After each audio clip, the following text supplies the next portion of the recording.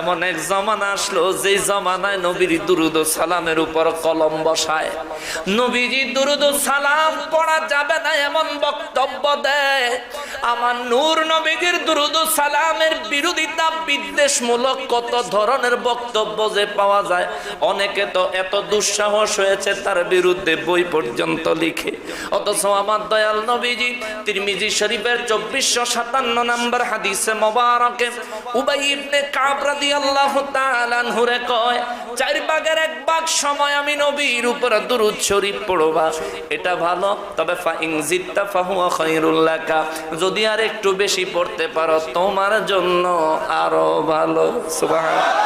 ওই উবাই ইবনে কাব রাদিয়াল্লাহু কয় কুলতুন নিসফা, সাথে সাথে কয় হুজুর 4 ভাগের 1 ভাগ না, আমি 4 ভাগের 2 ভাগ কইরা অর্ধেক সময় আপনি নবীর উপর দুরূদ শরীফ পড়তে চাই। সুবহানাল্লাহ।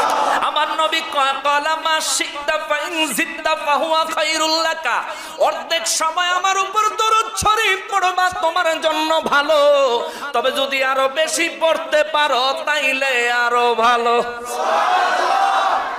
মুসলমান, এই নবীর দুরূদ সালাম নিয়ে আমরা দোস্তর মতো যুদ্ধের ময়দানে আছি। আমার মায়ার নবী রাহমাতুল লিল আলামিন কয় 4 ভাগের অর্ধেক সময় তুমি আমি নবীর উপর দুরূদ শরীফ পড়বা, 4 ভাগের 2 ভাগ সময় ভালো কথা। তবে ফাইন জিত্তা ফাহুয়া খায়রুল লাকা, যদি তুমি আর একটু বেশি পড়তে পারো তোমার জন্য আরো ভালো হবে। উবাই ইবনে কাব রাদিয়াল্লাহু 2 চক্ষু মোবারকের পানি ছেড়ে দিয়া কয় কুলতু ফাসুলুসাইন, হুজুর আমার 4 ভাগ সময়ের মধ্যে 3 ভাগ সময় আমি আপনার উপর দুরূদ শরীফ পড়ে কাটাতে চাই। আমার নবী কয় ফাইন জিত্তা ফাহুয়া খায়রুল লাকা, ও পাগলা 4 ভাগের 3 ভাগ সময় আমি নবীর উপর দুরূদ শরীফ পড়বা ভালো, তবে যদি আর একটু বাড়াইতে পারো তোমার জন্য আরো ভালো। পাগলায় কয় হুজুর বুঝা গেছি, কুলতু আজআলু লাকা সালাতি কুল্লাহা। আল্লাহু আকবার।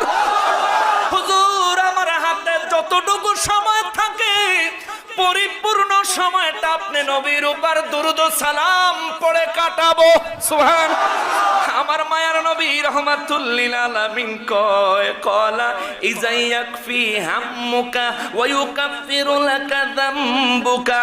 আমার মায়ার নবী কয় উবাই ইবনে কাব রে, এরে উবাই ইবনে কাব, যদি তুমি তোমার পরিপূর্ণ সময়টা আমি নবীর উপর দুরূদ ও সালাম পড়ে কাটাও, আমি নবী তোমার জন্য 2টা পুরস্কারের ঘোষণা দিলাম।